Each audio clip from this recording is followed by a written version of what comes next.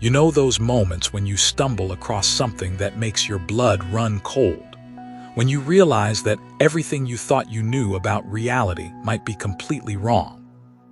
Well, buckle up, because what I'm about to share with you will shatter every assumption you've ever had about death, consciousness, and what happens when we die. Picture this.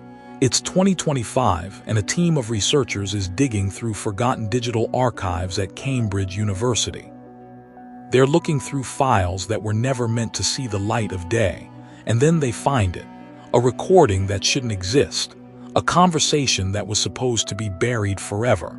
The file name, just random numbers and letters, but the metadata. It reads Hawking Consciousness Beyond. At first, everyone thinks it's fake. I mean, come on, right? But then they run acoustic analysis. The voice is real. It's actually Stephen Hawking. Here's where it gets crazy. This recording was made in the early 2000s, during the exact period when Hawking had practically stopped giving interviews. He was avoiding the public eye, and now we know why. You see, there's an interviewer in this recording. Someone whose identity they could never establish. His voice was altered, processed, like he was hiding something big. For the first 10 minutes, they talk about normal stuff. Time, gravity, the usual physics topics you'd expect. But then the interviewer drops a bomb. He asks Hawking, if information in a black hole doesn't disappear, is it possible that consciousness also persists after the death of the body? There's this pause. You can hear Hawking breathing. Then he says something that changes everything. This is a question I have studied more than I have publicly admitted. Think about that for a second.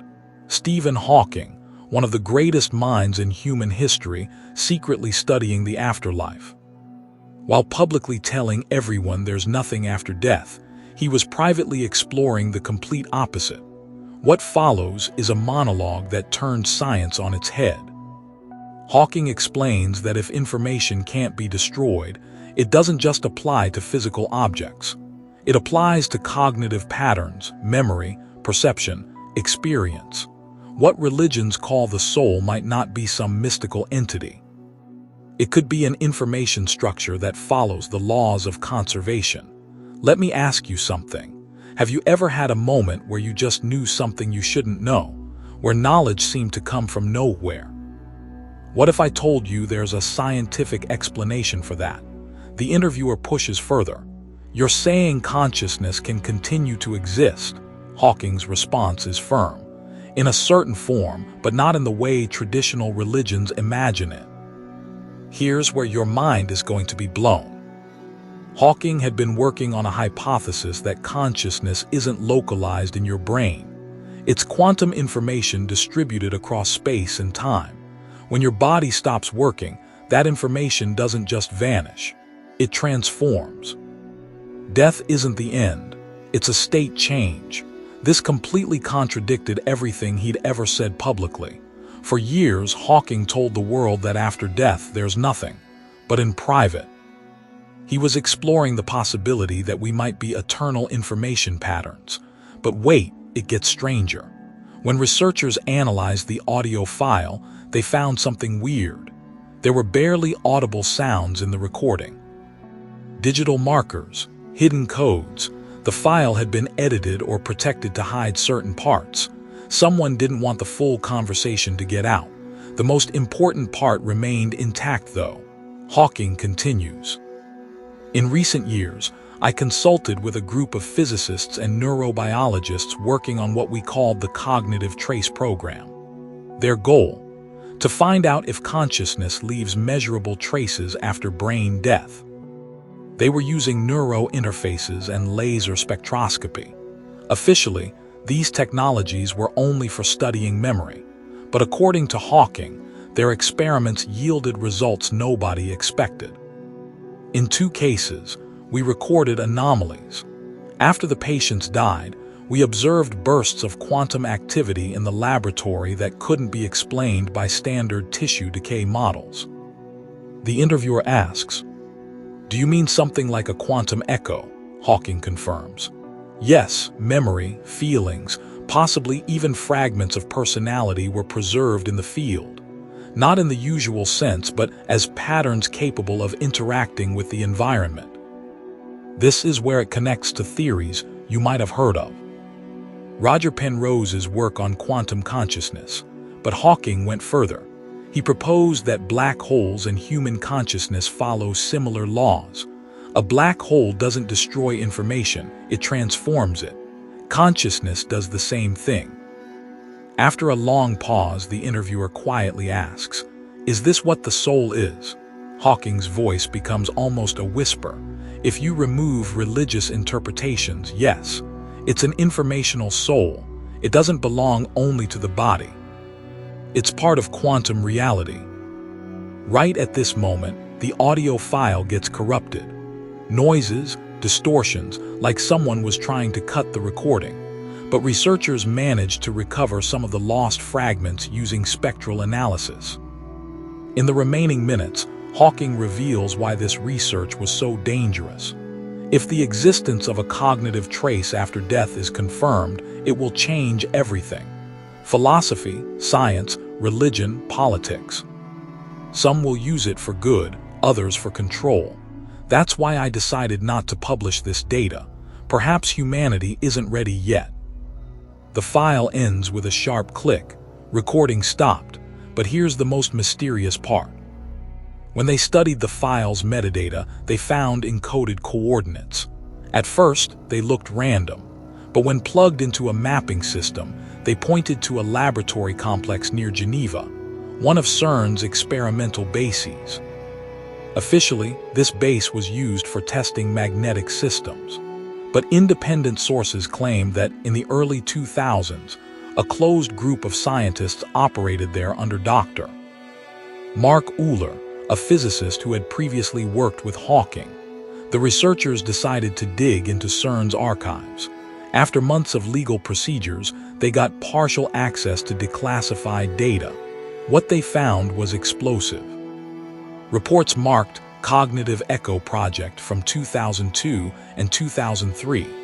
One report stated, during experiment number 14, anomalous quantum radiation was recorded at the moment of clinical death of the subject. The radiation continued for 4 minutes after documented cessation of cardiac and brain activity. Another document contained a phrase that shocked even the skeptics. The probability of spontaneous signal generation in laboratory conditions is less than 1/1,000,000%. The recorded phenomenon corresponds to the cognitive trace hypothesis. This wasn't just speculation. Hawking and his colleagues had actually observed phenomena that could be manifestations of consciousness after death. But why didn't this become public knowledge? The answer is terrifying in its simplicity. Dr. Mark Euler disappeared in 2004. His trail went cold. Soon after, all employees of the Cognitive Echo Project were either dismissed or reassigned. All materials were classified. In CERN's official reports, there were no mentions of the project after 2003. Some members of the research team decrypting Hawking's interview started receiving anonymous warnings. They were told to stop investigating. One audio forensics expert suddenly refused to continue working and left the country, but part of the team decided to keep going. They believed the information Hawking left was too important to bury again. Their persistence paid off. Analysis of the original file revealed a hidden digital message. Consciousness is not a function, it is a path. These words became the key to the next discovery. When they decrypted the hidden message, they realized Hawking wasn't just sharing a scientific hypothesis. He was indicating the existence of a process, a path that consciousness continues after physical death. Dr. Lewis Harding, a quantum informatics specialist, proposed a theory. If consciousness is truly an informational structure, then after death, it might transition into what's called a quantum memory field. A hypothetical state where personality patterns don't disappear but continue existing as waves, possibly even interacting with each other. This connects to John Wheeler's early theories that the universe might possess the ability to remember information. If true, consciousness doesn't just persist, it might reincarnate. The team began searching for connections between CERN's experimental data and real cases of unusual memories. They turned to the Division of Perceptual Studies at the University of Virginia, where testimonies of children remembering past lives had been collected for over 50 years. The coincidences were alarming. In 13 cases, children described events related to places and people that had been previously documented in the Cognitive Echo Project and similar studies. A 6-year-old boy from Texas described in detail experiments involving magnetic traps in the Geneva laboratory, even though his family had no connection to science or Europe. A girl from California recalled sequences of numbers that matched test codes from the Cognitive Echo Project. Dr. Harding concluded that if consciousness information truly persists, it can be picked up by new carriers. Children whose neural networks resonate with quantum traces of past consciousness. This explained both cases of spontaneous memory and phenomena of so-called returned souls. But one question remained. Why do some consciousnesses persist and return while others vanish? The answer was found in hidden files. In the last segment of the audio recording, long considered corrupted, a short fragment was recovered. Not all patterns are compatible. Only those that carry development continue. The others are erased. This is natural selection of consciousness. Hawking wasn't just acknowledging the existence of the soul. He was proposing that its rebirth process was governed by laws of information evolution. This was the scientific equivalent of reincarnation. After publication of initial findings, criticism arose within the scientific community. Official representatives of Cambridge and CERN stated such hypotheses fall outside verifiable science. Some labeled the work as dangerous speculation. However, supporters emerged. Professor Corinne Blake from Princeton stated, "Modern science is too afraid of questions that challenge traditional dogmas. If we ignore phenomena that don't fit our models, we limit our own development." While debates continued, researchers discovered a new lead. Among CERN's documents was a report marked Class C, describing an experiment from 2002 involving people with unusual cognitive abilities. These participants didn't just have exceptional memory or intelligence. They exhibited spontaneous recollections of events to which they had no connection. The document contained the phrase, "A group of carriers of cognitive patterns with signs of memory transfer, probability of random coincidences less than 1/1,000,000th." But the most striking detail was the term, the chosen 8. This echoed Hawking's audio recording. Consciousness is a path. Only compatible patterns continue. The team realized this possibly referred to a group whose consciousnesses were not only preserved, but intentionally guided to perform specific future tasks. Over 2 years, they recorded increasing cases of reincarnation memory among children worldwide. These cases were especially frequent in the United States, United Kingdom, Germany, and Japan. Many children displayed remarkable abilities in mathematics, music, and engineering. Some spoke of tasks they needed to accomplish, though they couldn't explain what those tasks were. Joint research with the University of Virginia revealed most of these children were born during periods coinciding with significant social and technological changes. As Hawking predicted, consciousnesses weren't returning randomly. They were part of an evolutionary process. The discoveries continued.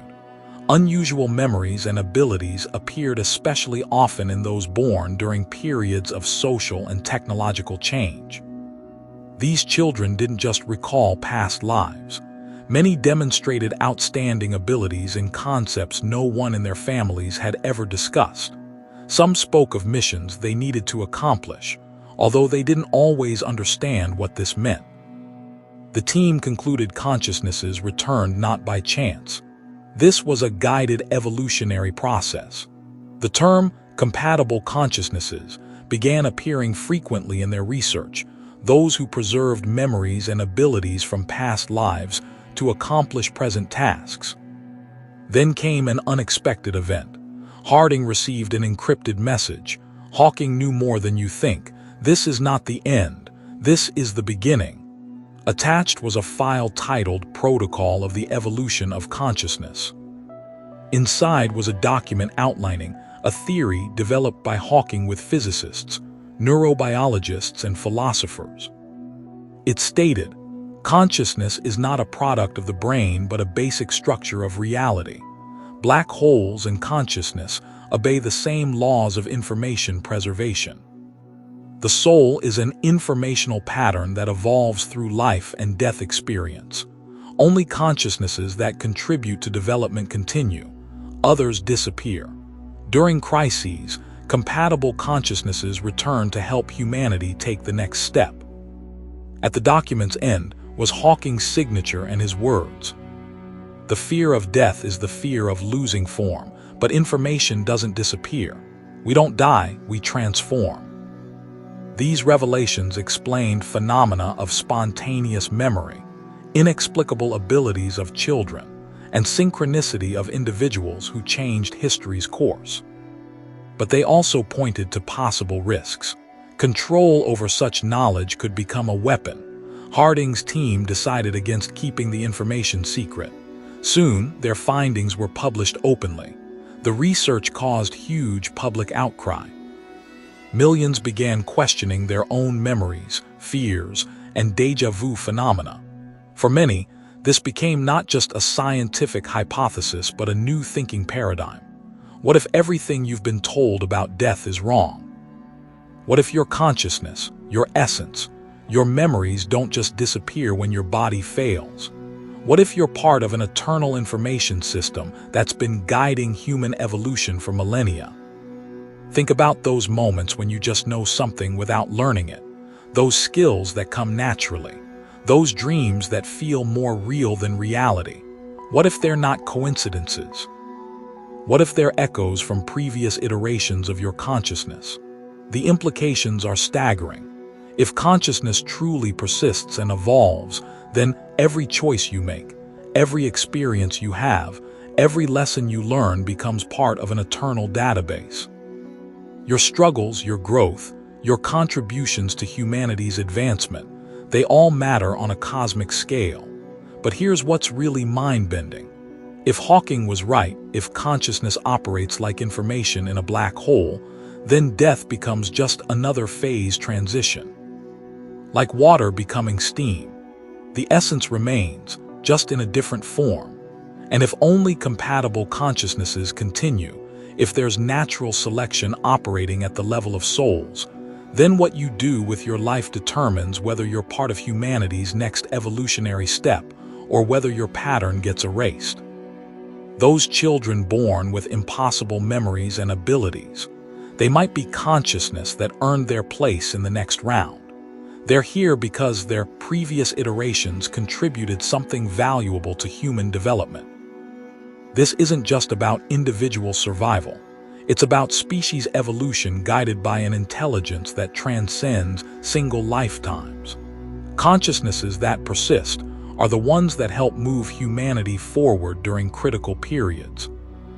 And we're living in one of those critical periods right now. Climate change, technological singularity, space exploration, artificial intelligence. Humanity is at another evolutionary crossroads. Which means if this theory is correct, we should expect more of these returning consciousnesses to appear.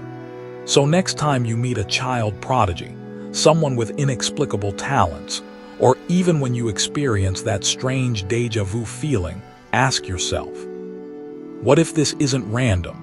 What if it's evidence of an evolutionary process that's been operating since the beginning of human consciousness? The scariest part, those in power might already know this. The classified projects, the disappeared researchers, the buried evidence, It suggests someone understands the implications and wants to control this knowledge. Because imagine what happens when humanity realizes death isn't the end. When we understand that consciousness can persist and return, how would that change everything? Religion, politics, economics, social structures, everything would have to be reconsidered. Maybe that's why Hawking kept this research secret. Maybe he knew humanity wasn't ready for this truth. Or maybe he knew that those in power would use it to maintain control rather than liberate human potential. But the information is out now. The evidence is mounting. Children with impossible memories are being documented worldwide. The scientific foundation for consciousness persistence is being established. And if Hawking was right about one more thing, that this is just the beginning, then we're about to discover truths about reality that will make everything we thought we knew seem primitive.